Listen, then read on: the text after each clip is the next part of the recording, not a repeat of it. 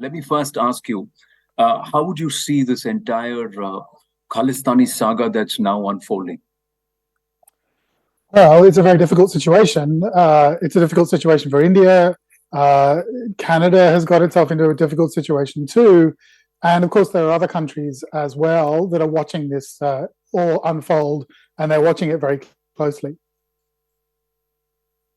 But how is it that this activity is largely in the Five Eyes? The five allies who are supposed to help each other with intelligence inputs. If you see the trends, most of the Khalistani activity or this extremist activity has unfolded on the soil of these nations, be it Australia, New Zealand, the UK, America, and of course, Canada. I think that's one of those kind of historical accidents. That's where the diaspora has spread. So we've got sizable Indian diasporas in each one of those countries.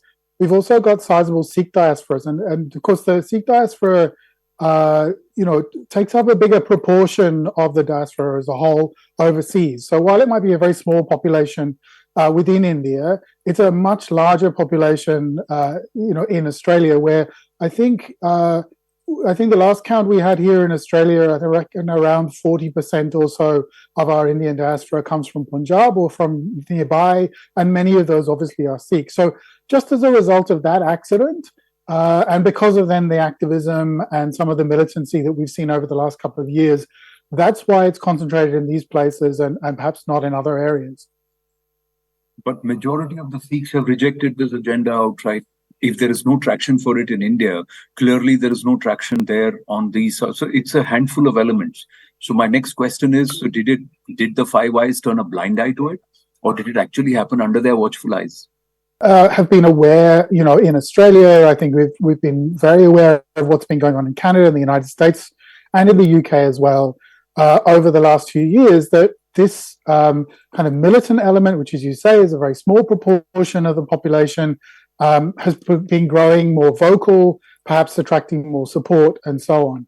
I know that it's being watched carefully, but whether or not there's been enough kind of proactive intervention in those communities, that's another question, I think.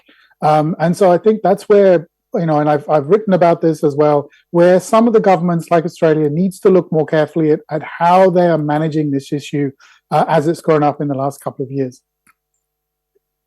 Would you support Justin Trudeau for what he did under credible allegations and credible reasons to go outright and make those statements on the floor of Parliament? Or would you have wanted him to vet all the intelligence inputs with proper investigation on ground, thoroughly vet the charges before making an allegation like this? Well, it's a very serious allegation to make. And as you're suggesting, it's quite a big step to take diplomatically to go and stand up on the floor of Parliament and to declare these things.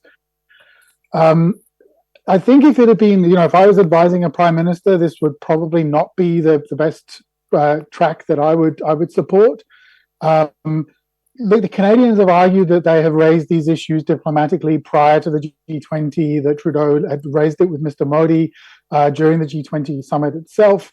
And so the Canadians have argued, well, they've been frustrated, they haven't got where they would like to go, and so this is why Mr. Trudeau has ended up in the situation that he has. But it's a big step to take, and it is risky. And of course, if you can't immediately provide evidence that's going to be convincing in the court of public opinion, then that becomes quite difficult. Well, we'll keep tracking all these developments and a lot more. Time for us to slip into a very short break. Don't go anywhere. We're coming back with lots more.